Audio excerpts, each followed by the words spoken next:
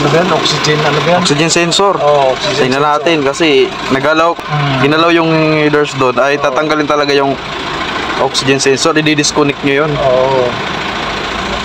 Honda Smart key. Ano yun? Humulat?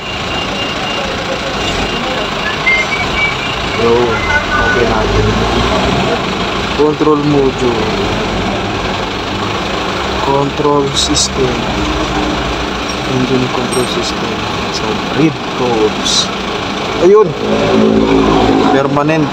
Meron ditong dalawang picture mo, sir. Picturean mo para may reference ka.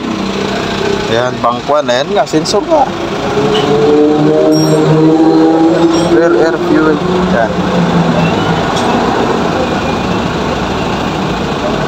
Ayan. So, DTC rear air fuel ratio EF. Bangkwan, sensor 1, heater circuit malfunction. So, malfunction siya kasi ginalaw. Ngayon, erase natin yan, sir.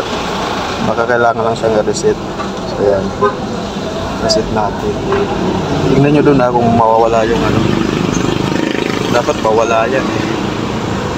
Kasi pag yan hindi nawala, may problema. Hindi natin alam kung ano yung ginawa niya. Kung ano yung ginalaw nila dyan.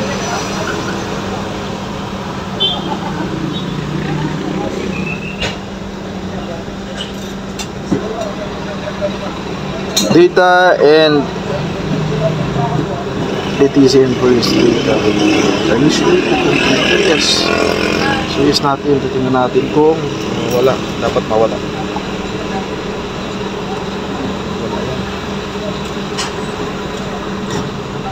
Okay, so the engine that should not be running but the on lang. Pati on lang natin. So enter on, running, enter. Clearing code request is sent. Please read codes again. Okay. Turn the sweet engine off and then on.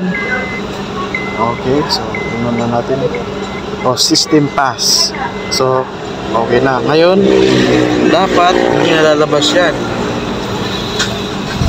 Yun, punta na nawala na siya. Yun. Successful ay bumalik. Ay, bumalik. Hindi na lang i-read ko doon natin. Yung permanent ulitin natin kasi pag yan kasi sir may bumabalik sir, may problem yan sir. Maring nagkaroon ng nagalaw yung ano, baka nasira yung oxygen sensor mo. Permanent talaga tong ano, P0135 sir.